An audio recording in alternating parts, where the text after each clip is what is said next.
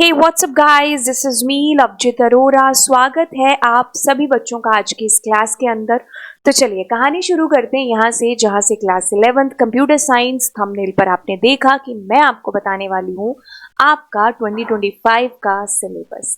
बिल्कुल, अगर आप इस साल 25 के अंदर चूज कर चुके हैं after 10th computer science subject को और आप देखना चाहते हैं कि आपका सिलेबस क्या है आपके सिलेबस के अंदर नई और पुरानी चीजें, तो चलिए रूबरू होते हैं पहले तो सीबीएसई की वेबसाइट से।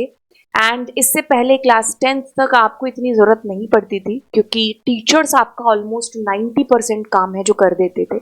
सिलेबस डाउनलोड करके देना एंड एवरीथिंग आपके टीचर के थ्रू होता था, है ना।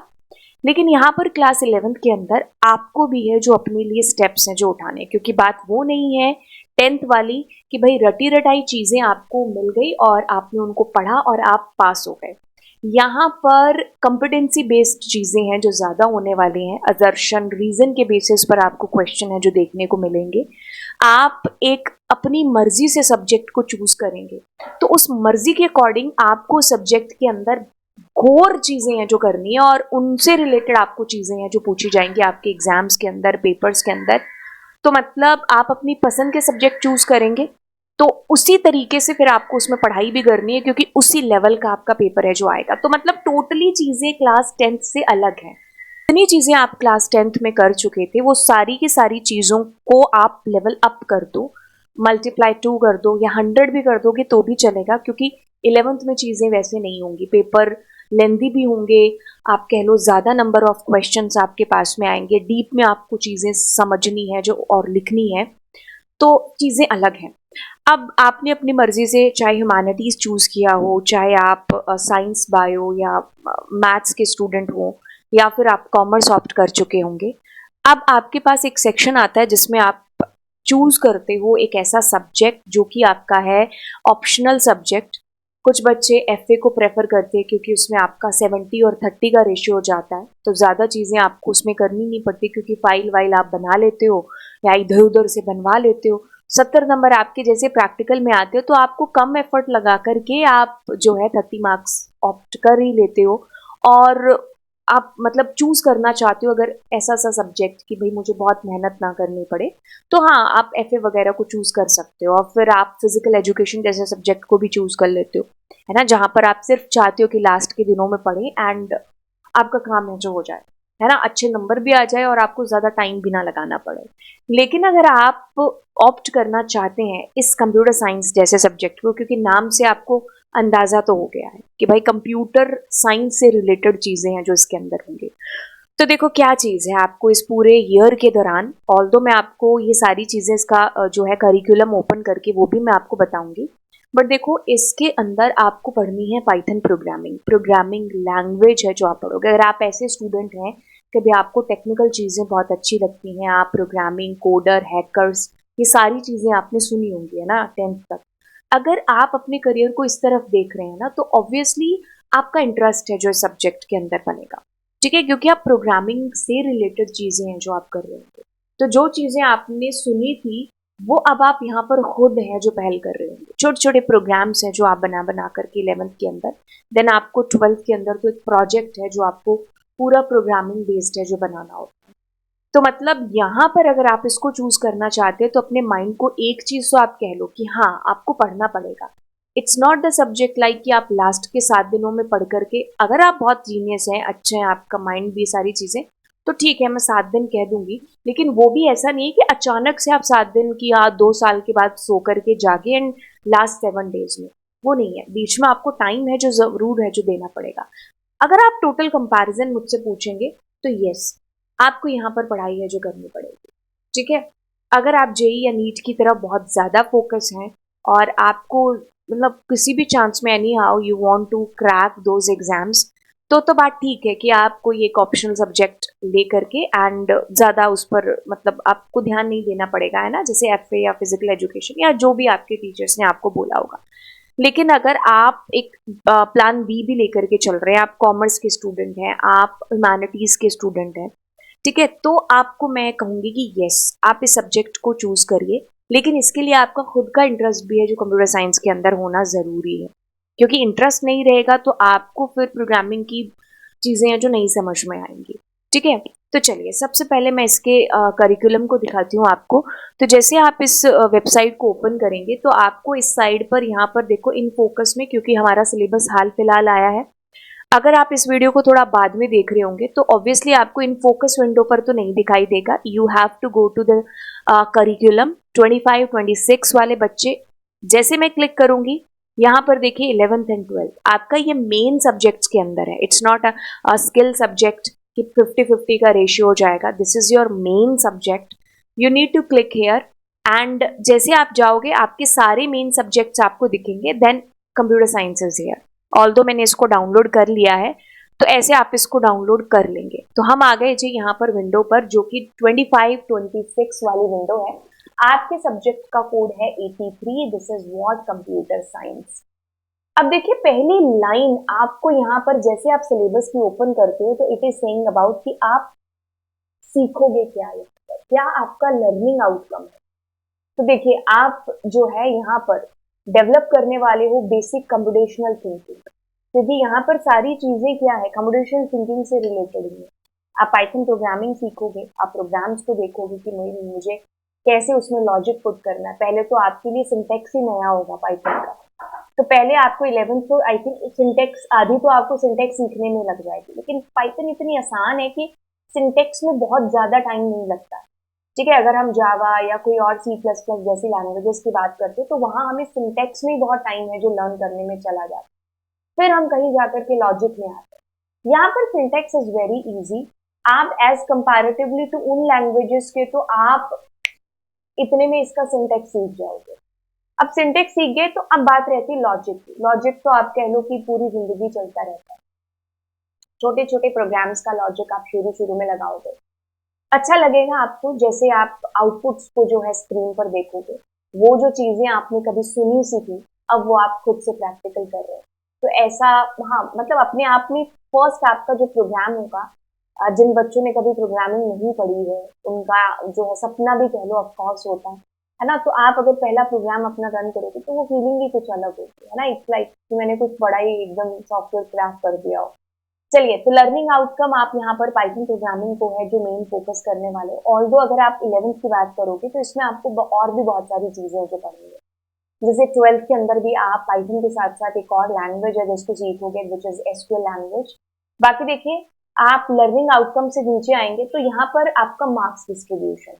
ठीक है, आप देखो आपका जो पेपर है ना वो किस तरीके से रहता है। देखो अगर आप मुझसे पूछोगे कि पूरा सिनेरियो क्या रहता है आपके क्वेश्चन पेपर का 11th का और 12th का, तो ध्यान दीजिए आपके पास में क्लास 11th के अंदर भी और 12th के अंदर भी 70 मार्क्स का आपका थ्योरी होता है। थ्योरी इट्स नॉट लाइक कि आपको कुछ थ्योरी में जैसे पूरी रामायण लिखनी है, पूरी ऐसे मतलब एकदम पूरा वो थ्योरेटिकल चीजें लिखनी है ना, नहीं। आपको इसमें भी प्रैक्टिकल चीजें होंगी, मतलब आपको प्रोग्राम्स बनाने होंगे इसके अंदर। ठीक है, यहाँ पर भी you need to create programs. फिर आता है आपका इसके बाद का, एक सेकेंड, इसके बाद का आपके पास में विच इज व्हाट,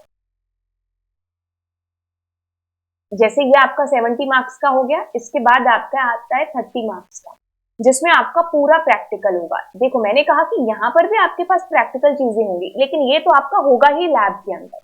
ठीक है, ये आपका लैब के अंदर होता है प्रैक्टिकल। इसमें क्या होता है कि अगर हम सिर्फ 11th की बात करें तो आपको एक प्रैक्टिकल फाइल है जो बनानी होती है, जो अभी नहीं, आपके टीचर्स आपको कुछ टाइम बाद आई थिंक हाफ ईयरली के आसपास जब आप पाइथन के साथ में एकदम नेचुरल हो जाओगे तब आपके टीचर शायद आपको बताएंगे, या फिर शुरू से में भी हो सकता है लेकर के चले। It depends on the school and depends on the teachers nature, है ना, कि उसको कैसे कंफर्टेबल लगता है। कुछ आपको लास्ट में बताते हैं, कुछ आपको साथ साथ ही लेकर के चलते हैं प्रैक्टिकल फाइल के अंदर। It depends. ठीक है, तो आपके पास में एक आपकी प्रैक्टिकल फाइल होती है। अगर हम इस 30 नंबर की बात करें तो ये आपका, वैसे आप 11th क्लास के हो तो आपका हाफ ईयरली में भी होगा और फाइनल में भी होगा। ठीक है, वैसे 12th क्लास में भी आपका प्री बोर्ड सब में होता है, लेकिन आपका एक जो मेन आपका 12th में तो खैर लास्ट में आपका एक मेन होता है, लेकिन ये आपका सिनेरियो रहता है 11th का भी और 12th का भी। एक आपकी प्रैक्टिकल फाइल होती है, उसके बाद में आपका एक पेपर है जो उस दिन प्रैक्टिकल वाले दिन होगा, चाहे वो हाफ ईयरली हो चाहे वो आपका मेन फाइनल का पेपर हो। ठीक है, एंड देन वो जो पेपर आपका होता है उसमें से आपको चीजें रन करनी होती है, मतलब प्रोग्राम्स को, एंड ऑल्दो आपको उसको लिखना भी है जो आपके आंसर शीट में होता है। फिर आपका साथ ही साथ वाइवा भी होता है। ये सिर्फ रहता है 11th क्लास का सिनेरियो। 12th में इसमें एक और चीज जुड़ जाती है विच इज व्हाट प्रोजेक्ट। तो ये आपका 70 और 30 मार्क्स का कुछ रेशियो रहता है आपके पूरे क्लास 11 कंप्यूटर साइंस के अंदर। ठीक है, इसके साथ साथ आपका होगा आपके पास में प्रोजेक्ट। इसका मार्किंग स्कीम क्या रहता है वो मैं आपको जब सिलेबस एक्सप्लेन करूंगी then I will tell you. Project के साथ साथ आपको क्या क्या चीजें और करनी होंगी, एंड ये आपका पूरा रहता है। ठीक है, प्रैक्टिकल फाइल, वाइवा, एंड आपका प्रैक्टिकल जो लैब के अंदर होगा प्लस आपका प्रोजेक्ट, ये सब मिलाकर के आपका पूरा 30 मार्क्स का हो जाता है। चलिए, अब 70 मार्क्स मैंने कहा थ्योरी पूरा ऐसे नहीं आती है, आपको इसमें भी प्रैक्टिकल चीजें जो पूछी जाती है क्योंकि आप काम कर रहे हो एक लैंग्वेज के साथ में which is what Python programming. अब देखो क्या है, यस सिलेबस यहाँ पर देखो आपको आपका बदला बदला सा लग रहा है। कैसे? यहाँ पर देखो ये 40 नंबर का था पहले जो मैंने अभी देखा, आपका क्या है 45 मार्क्स का हो चुका है ये बीच वाला हिस्सा, मतलब और ज्यादा गहराई से आपको पढ़ने की जरूरत है इसको। ठीक है, ये आपका 45 मार्क्स का है। ये है आपका टोटल थ्योरी, हाँ इस सॉरी टोटल प्रैक्टिकल। इसमें थ्योरी वाली चीजें भी होंगी लेकिन अगर आपका प्रैक्टिकल अच्छा है तो आप थ्योरी को कर सकते हो इफ यू नो दैट कि आपको कीवर्ड्स कैसे इस्तेमाल करने, तो yes you are able to write about the keywords. अगर आपको पता है कि प्रिंट फंक्शन कैसे काम करता है तो हाँ आप उसकी थ्योरी भी लिख सकते हो, इट्स अबाउट दैट, है ना। तो अगर आप उसका प्रैक्टिकल जानते हो तो आप उसके बारे में लिख भी है जो सकते हो, राइट। तो आपको इसमें प्रैक्टिकल जितना हो सके अपने आप से करना, आपका टीचर कर रहा है तो अच्छी बात है, आप सिखा रहे हैं, but you also have to do the practical. जब तक आप खुद से नहीं करेंगे ना तब तक बात नहीं बनेगी। वही चीज की यार मैं बचपन से सचिन को देखती आ रही हूँ क्रिकेट खेलते खेलते, इतना देखा जितना सचिन ने भी खुद को नहीं देखा होगा, लेकिन मैं आज तक सचिन जैसी तो छोड़ो, तो सचिन के यहाँ मतलब नाखून जैसी भी नहीं बन पाई क्रिकेट के अंदर। क्यों? क्योंकि मैंने सिर्फ उसको खेलते हुए देखा है, मुझे सारी टर्म्स याद है, पता है क्रिकेट के अंदर क्या कब आउट होता है क्या होता है क्या नहीं, बट मैं नहीं बन पाई जरा सी भी। क्यों? क्योंकि मैंने कभी खुद से प्रैक्टिकल उस क्रिकेट को खेला ही नहीं। तो दिस इज दिस कि आप प्रोग्राम दूसरों को देखोगे करते हुए समझ में आ जाएगा, सीख जाओगे, बट अनटिल अनलेस आप उसको खुद से नहीं करोगे ना तब तक आप जो है वैसे ही रहोगे जैसे सचिन को हम देखते देखते हैं। हम खुद सचिन के ऐसे जैसे भी नहीं बन पाएंगे क्योंकि हम सिर्फ उसको खाली देख ही रहे थे, हमने कभी खुद से बल्ला नहीं उठाया। वैसे ही आपको खुद से जब तक प्रैक्टिकल नहीं करोगे बात नहीं बनेगी। ठीक है, तो ये आपका है ही, देखो क्या है, कंप्यूटेशनल थिंकिंग एंड प्रोग्रामिंग है। This is of 45 marks. अब ये 45 marks is not about the class 11। Same scenario आपका, सेम 45 मार्क्स आपको 12th के लिए भी पढ़ने हैं। मतलब आपको 12th के अंदर 11th का पूरा ये वाला जो सेक्शन है ना ये आता है, इसकी भरपूर क्लासेस होती हैं जिनको बोला जाता है पाइथन रिवीजन 2। तो ये पूरा सेक्शन 11th में और 12th के अंदर आपको रामबाण की तरह काम आएगा। तो आपको पहले फर्स्ट डे से ही इसको पढ़ करके चलना है। इसको इसके अंदर आपकी जो भी टीचर बताएगी you have to note down all those things. Why? Because ये सेम चीज आप 12th में भी पढ़ोगे। 12th में आपके पास में ये कंप्यूटेशनल थिंकिंग 2 हो जाएगा, 1 के बाद 2, तो ऑब्वियसली 1 2 के अंदर 1 भी पूछा जाएगा। ठीक है, तो 1 आपको पढ़ना है ढंग से फॉर क्लास 12th के लिए।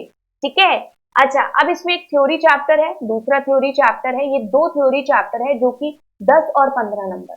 ये वो बेसिक्स है कि जो आपने क्लास 1 से लेकर के 10 तक पढ़ा होगा, बेसिक कि what is hardware, what is software, what is computer, what is input device, what is output device, what is, है ना, ये सारी चीजें व्हाट इज वाली वो आपको बस इसमें पढ़नी है। ठीक है, अब आपको चीजें एक्चुअल में समझ में आएंगी कि अच्छा सॉफ्टवेयर जिसको मैम बोलते थे कि अच्छा you can touch it and hardware you can touch it, क्या है एक्चुअल के अंदर चीजें, कितने टाइप के आपके सॉफ्टवेयर होते हैं, ये सब आप यहाँ पर पढ़ने वाले कंप्यूटर सिस्टम एंड ऑर्गेनाइजेशन वाले चैप्टर के अंदर। ठीक है, बड़ा अच्छा चैप्टर है 10 नंबर का। Okay, so this is total theory.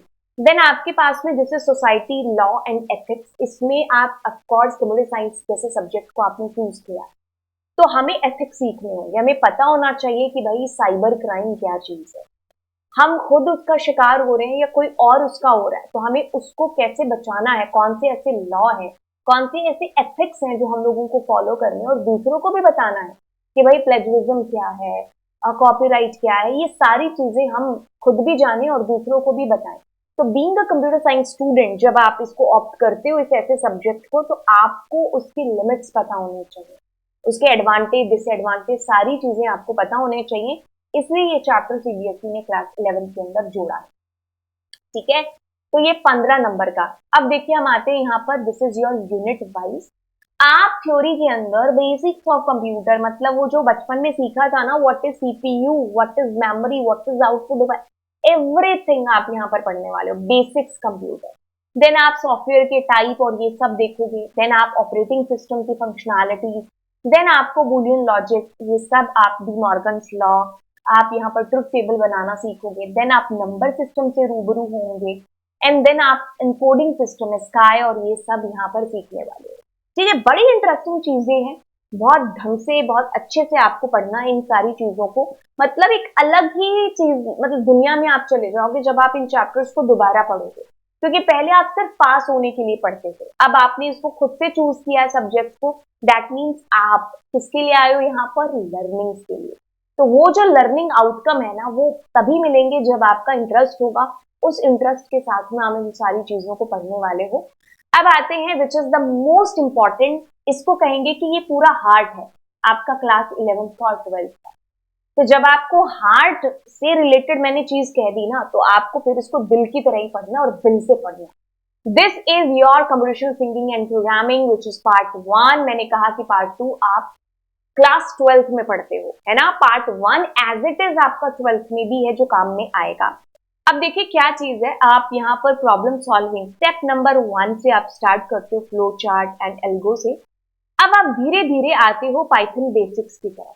आप यहाँ पर पहले पहले आकर के वर्ल्ड, हेलो वर्ल्ड है जो बोलते हो पाइथन के अंदर, फिर धीरे धीरे आप कह लो कि आपको कीवर्ड्स और ये सारी चीजें देखो एकदम आपको पूरे लेवल तक है जो लेकर के जा रहा है।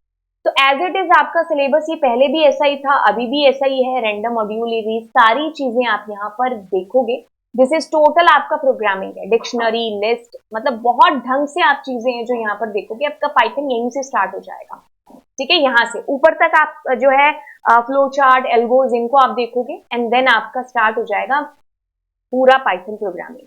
जैसे आप पाइथन प्रोग्रामिंग के से बाहर आओगे तो आपकी थर्ड यूनिट आती है which is society, law and ethics. Then आपको यहाँ पर जानना है कि भाई डिजिटल फुटप्रिंट्स क्या है, ये सारी चीजें आप यहाँ पर समझोगे कि भाई ऐसे कौन से लॉ हैं कि अगर कहीं साइबर क्राइम हो रहा है तो हम उससे खुद कैसे बच सकते हैं और दूसरों को कैसे बचा सकते हैं। क्या हमारे इंडिया में ऐसे कुछ लॉज हैं? कितने साइबर क्राइम्स हैं जो आज की डेट में हम न्यूज़पेपर में सुनते हैं, लोगों के मुंह से सुनते हैं और हम खुद भी शिकार होते होते कभी बचते हैं तो कभी हम शायद खुद भी फंस जाते हैं। तो ये सारी चीजें आप इस पूरी यूनिट के अंदर डिस्कस करोगे जो कि 15 नंबर की है। अब आते हैं आपके प्रैक्टिकल पोर्शन के ऊपर। आपके प्रैक्टिकल में क्या है, आपका जो है लैब टेस्ट मैंने बोला था होगा, ठीक है। उसमें आपका टीचर इन बेसिस पर आपका क्वेश्चन पेपर है जो बनाएगा। आपको वो पेपर के अंदर जो क्वेश्चन मिलेंगे परफॉर्म करने के बाद लिखने भी होते हैं आपके आंसर शीट पर। रिपोर्ट फाइल बनेगी एंड देन आपका वाइवा। ये टोटल मिलाकर के आपका 10 नंबर का होता है। अगर इसको भी इंडिविजुअली करें तो 7 और 10 का 3 का रेशियो है जो रहता है। एंड देन अब आते हैं यहाँ पर आपके पास, अब आते हैं आपके पास आपके प्रोजेक्ट के अंदर, ठीक है। The uses most of the concept that have been learn. आपके पास 8 नंबर का आपको जो है प्रोजेक्ट यहाँ पर करना होगा एंड ये टोटल मिलाकर के आपके 10 और ये 22 और 8 आपके पूरे हो जाते हैं 30 मार्क्स, ठीक है। दीज आर योर 30 मार्क्स किसके, आपके प्रैक्टिकल्स के, ठीक है। अब आपको प्रैक्टिकल फाइल में कौन से प्रोग्राम्स बनाने होंगे ये सारे आपको सजेस्टेड हैं। अब जरूरी नहीं कि आप इन्हीं को बनाओ, ये तो एकदम सीबीएसई ने सजेस्ट करके दिए हैं। तो आपके टीचर्स अगर आपको कुछ और बनाने को बोलते हैं तो दैट इज ऑल्सो फाइन। तो ये आपके पूरे प्रोग्राम्स है जो हो जाते हैं। एंड अब आपकी बुक कौन सी है जो होती है, देखिए बुक आपकी बेसिकली आप एनसीईआरटी फॉलो करते हैं। इसके अलावा आप सुनीता अरोरा या प्रीति अरोरा जो भी आपके स्कूल के अंदर चल रही होती है उसको आप फॉलो कर सकते हैं, ठीक है। मोस्ट ऑफ द 90% जो स्कूल्स हैं वो एनसीईआरटी ही फॉलो करते हैं क्योंकि पेपर की लैंग्वेज, पेपर के अंदर जो चीजें आती मेन आपके बोर्ड के अंदर that are coming from NCERT, that's why हम लोग भी एनसीईआरटी को ही है जो मेन आपका फॉलो करके चलते हैं। And this is about it आपके सिलेबस के लिए। एंड एनसीईआरटी की आपको पीडीएफ है जो एनसीईआरटी की वेबसाइट से अवेलेबल हो जाती है। एंड बस दिस इज अबाउट इट। और मैंने आपको आपकी सारी चीज़ें बता दी कि कैसे आपका प्रोजेक्ट्स है, आपका वाइवा है, आपकी फाइल है एंड आपका मतलब कैसे लैब टेस्ट होगा, और आपका पूरा जो सिलेबस है वो 3 यूनिट्स में कैसे डिवाइडेड है। आपको 12th के पर्पस के लिए कौन सी यूनिट है जिसको शुरू से ही लेकर के चलना है, ये सारी चीज़ें मैं आपको एक्सप्लेन कर चुकी हूँ। एंड अब आपको मिलते हैं अगली क्लास के अंदर, बट मैं लेकर के चलती हूँ आपको अपने YouTube चैनल पर। और आप अगर अपनी क्लास 11th को बड़े ढंग से स्टार्ट करना चाहते हैं तो यस, आप आइए चैनल के ऊपर। एंड चैनल के ऊपर जैसे आप आएंगे और आप होम पेज पर जाएंगे, और होम पेज पर आप जाएंगे और जैसे आप यहाँ पर नीचे आओगे तो यू विल फाइंड कि आपके पूरे के पूरे, देखो, क्लास 11th की आपको प्लेलिस्ट है जो यहाँ पर मिल जाएगी क्लास 11th की। तो अब आपके जो भी अपकमिंग वीकली टेस्ट या फिर पीरियोडिकल टेस्ट, यूनिट टेस्ट, जो भी आपके स्कूल में बोला जाता है, तो यू फॉलो, आप उसको फॉलो करिए इस प्लेलिस्ट को। This is class 11th, this is your syllabus. ठीक है, तो यस, अब आपको मिलते हैं अगली क्लास के अंदर। Thank you so much, bye bye and God bless you all.